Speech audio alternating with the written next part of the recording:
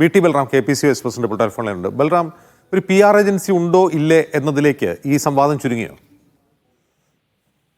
ഇല്ല, ഇത് അതിലെ വിവിധ വശങ്ങൾ ചർച്ച ചെയ്യേണ്ടതായിട്ടുണ്ട്. അതിലെ ഒരു വശം മാത്രമാണ് ഈ PR ഏജൻസി. PR ഏജൻസി പറഞ്ഞത് മാത്രമല്ലല്ലോ, PR ഏജൻസി പറഞ്ഞതായി അഡീഷണൽ ആയിട്ട് ഉൾപ്പെടുത്തിയതായി പറയപ്പെടുന്ന ഈ കാര്യങ്ങളൊക്കെ തന്നെ മുൻപ് മുഖ്യമന്ത്രി തന്നെ പറഞ്ഞിട്ടുണ്ടല്ലോ.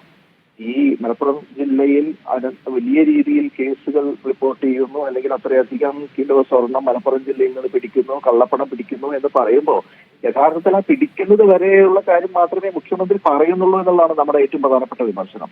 അതിനുശേഷം അതുമായി ബന്ധപ്പെട്ട അന്വേഷണം എന്തുകൊണ്ട് മുന്നോട്ട് പോകുന്നില്ല?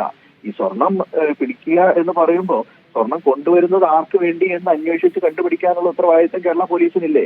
അതല്ലാതെ പിടിച്ച് അത് റെക്കോർഡ് ചെയ്താൽ അതോടുകൂടി ഉത്തരവാദിത്തം അവസാനിക്കലാണോ? അപ്പൊ അതുമായി ബന്ധപ്പെട്ട് ഇത് ആർക്ക് വേണ്ടിയാണ് കൊണ്ടുവരുന്നത്? ആരാണ് ഈ കള്ളക്കടത്തിന്റെ യഥാർത്ഥ ഗുണഭോക്താക്കൾ?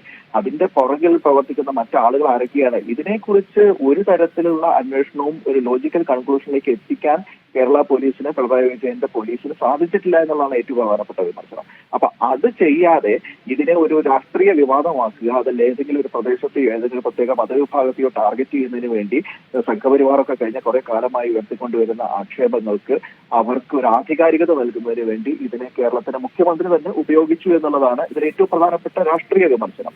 അത് മുഖ്യമന്ത്രി അറിഞ്ഞുകൊണ്ടാണോ അതോ PR ഏജൻസിയുടെ സ്വന്തം സൃഷ്ടിയാണോ എന്നുള്ളതാണ് അതിന്റെ വിവാദത്തിന്റെ അല്ലെങ്കിൽ വിമർശനത്തിന്റെ രണ്ടാം ഘട്ടമായിട്ട് വരുന്നത്. അവിടെ മാത്രമാണ്. അപ്പൊ ഞങ്ങൾ കാണുന്നത് മുഖ്യമന്ത്രിയുടെ വാദഗതികൾ തന്നെയായിട്ടാണ്. അത് PR ഏജൻസിക്ക് അങ്ങനെ തോന്നിയ പോലെ ചെയ്യാൻ പറ്റുമോ? അങ്ങനെയാണെങ്കിൽ അതിനേക്കാൾ വലിയ അപകടമാണ്. കേരളത്തിന്റെ മുഖ്യമന്ത്രിക്ക് പ്രസ് സെക്രട്ടറി ഉണ്ട്, മീഡിയ സെക്രട്ടറി ഉണ്ട്, അദ്ദേഹത്തെ സഹായിക്കാൻ വേണ്ടി PRD എന്ന് പറയുന്ന ഒരു ഫുൾ ഫ്ലെഡ്ജ്ഡ് വകുപ്പ് തന്നെയുണ്ട്.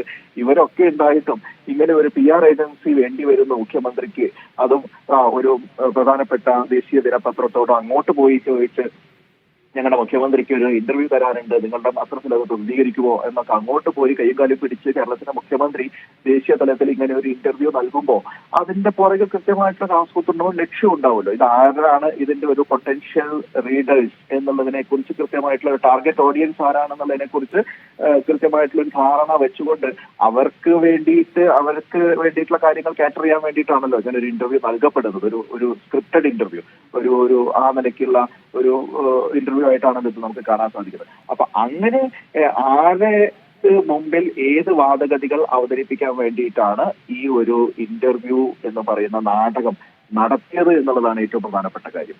അപ്പൊ അത് യഥാർത്ഥത്തിൽ സംഘപരിവാറിന് വേണ്ടിയാണ്. അവർ കഴിഞ്ഞ കാലങ്ങളായിട്ട് ഉപയോഗിച്ചുകൊണ്ടിരിക്കുന്ന കാര്യങ്ങൾക്ക് ഒരു നന്ദി ബൽറാം.